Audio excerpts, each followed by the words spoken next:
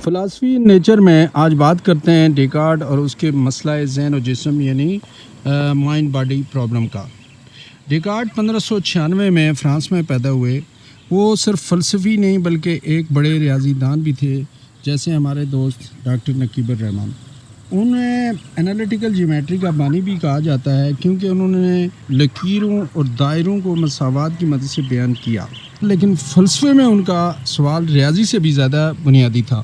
وہ جاننا چاہتے تھے کہ کیا انسانی علم میں کوئی ایسی بات ہے جس کے بارے میں ہم کہہ سکیں کہ یہ بات بالکل یقینی ہے، اس میں کوئی شک کی گنجائش نہیں۔ یہ سوال اس زمانے میں خاص اہمیت رکھتا تھا۔ یورپ کی پرانی علمی دنیا تیزی سے بدل رہی تھی۔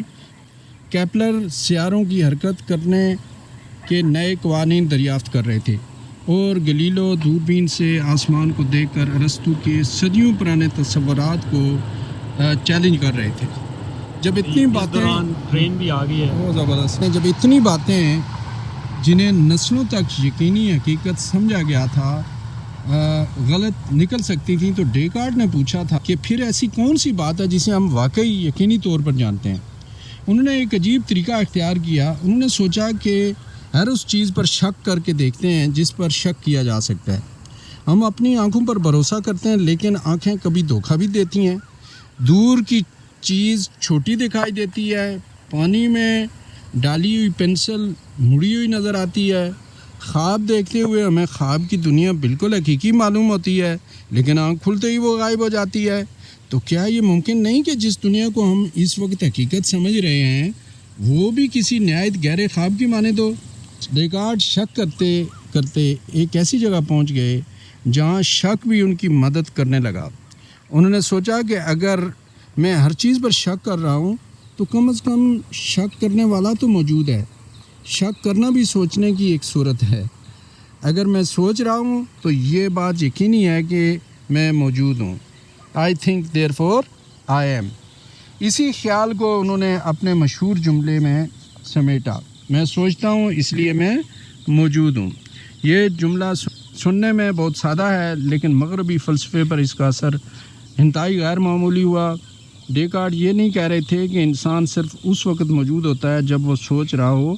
ان کا نقطہ یہ تھا کہ اگر اس لمحے مجھے اپنے سوچنے، شک کرنے یا محسوس کرنے کا تجربہ ہو رہا ہے تو کم از کم اپنے وجود سے انکار نہیں کر سکتا۔ ڈیکارٹ کے سامنے اب اگلا سوال اٹھا، اگر مجھے اپنے سوچنے کا اتنا براہ راست یقین ہے تو یہ سوچنے والا میں آخر ہے کیا؟ انہوں نے کہا کہ کائنات میں ہمیں دو بہت مختلف قسم کی حقیقتوں کا سامنا ہے۔ ایک طرف جسم ہے، جسم جگہ گھیرتا ہے، اس کا وزن ہو سکتا ہے، اسے ناپا جا سکتا ہے، اسے تقسیم کیا جا سکتا ہے، اور اس کی حرکت کو طبعی قوانین کے ذریعے بیان کیا جا سکتا ہے۔ جبکہ دوسری طرف ہمارا ذہنی تجربہ ہے، خیال، شک، خواہش، ارادہ، خوشی، درد اور اپنے وجود کا احساس۔ ان چیزوں کو ہم اس طرح ترازو پر نہیں تول سکتے جس طرح کسی پتھر کو تولتے ہیں۔ ڈیکارٹ نے نتیجہ نکالا کہ جسم اور ذہن دو مختلف قسم کی حقیقتیں ہیں۔ جسم مادی ہے، ذہن غیر مادی ہے۔ قدیم فلسفے میں جس مسئلے کو زیادہ تر روح اور جسم کے تعلق کے طور پر دیکھا جاتا تھا، وہ اب بڑی حد تک ذہن اور جسم کا مسئلہ بن گیا۔ لیکن اس جواب نے مسئلہ حل کرنے کے بجائے ایک نئی مشکل پیدا کر دی۔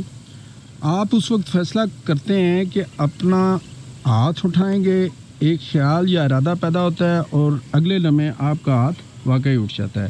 لیکن اگر ارادہ ایک غیر مادی ذہن میں پیدا ہوا اور ہاتھ ایک مادی جسم کا حصہ ہے، تو ایک غیر مادی چیز نے مادی جسم کو حرکت کیسے دی؟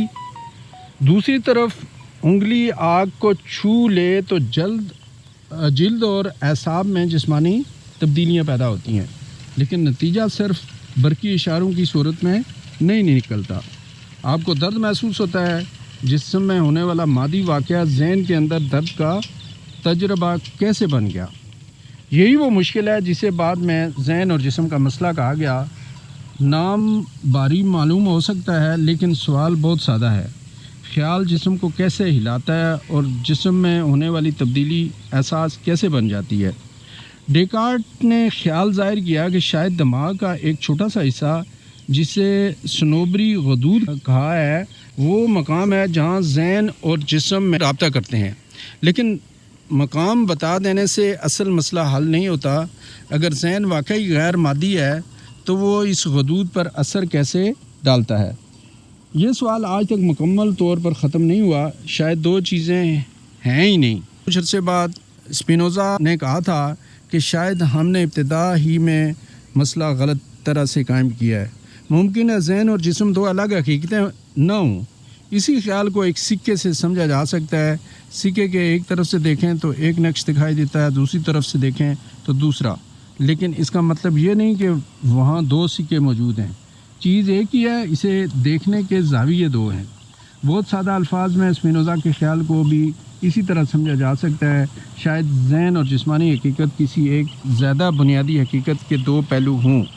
اگر ایسا ہے تو یہ پوچھنے کی ضرورت ہی نہیں رہتی کہ دو بالکل الگ چیزیں ایک دوسرے سے رابطہ کیسے کرتی ہیں، کیونکہ وہ ابتدا ہی سے مکمل طور پر الگ نہیں تھیں۔ جدید دور میں شعور کے بعض نظریات بھی کسی نہ کسی صورت میں یہی سوال اٹھاتے ہیں۔ ان جدید نظریات پہ بات کریں گے فلاسفی ان نیچر کی کسی اور ویڈیو میں۔ شکریہ۔